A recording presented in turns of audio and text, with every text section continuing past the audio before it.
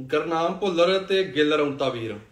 रमता साहब पहला तो तुहाडे अगे बेनती, तुहाडी कलम चों सानू नहीं आस, इन्ने वधिया वधिया गीतां दा लिखण वाला बंदा और जिन्हें आप इस प्रोफैशन तो खलोता, ट्रकिंग तो खलोता 3 साल वीर ने ट्रक चलाया।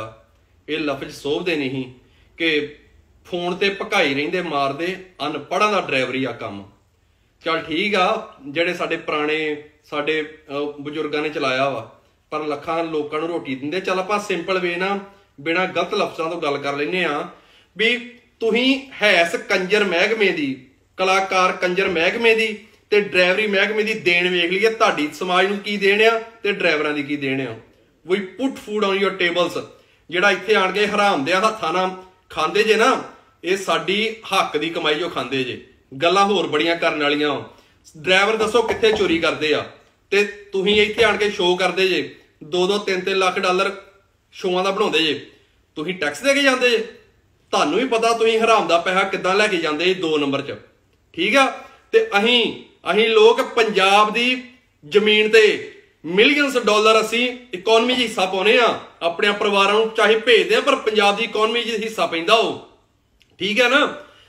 कल बघेले भा ने बड़ी वधिया गल कही ही कि उत्थे करप्ट महकमे किन्ने आ, पुलिस वाला महकमा ला लो, होर किन्ने महकमे आ। उत्थे तुहाडीਆਂ ਜ਼ਬਾਨਾਂ क्यों गूंगियां होईयां? ठोक के गीत लिखो हाँ उन्हां दे, पर ਉਹਦੇ 76 ਪੈਂਦੇ ਤੁਹਾਨੂੰ।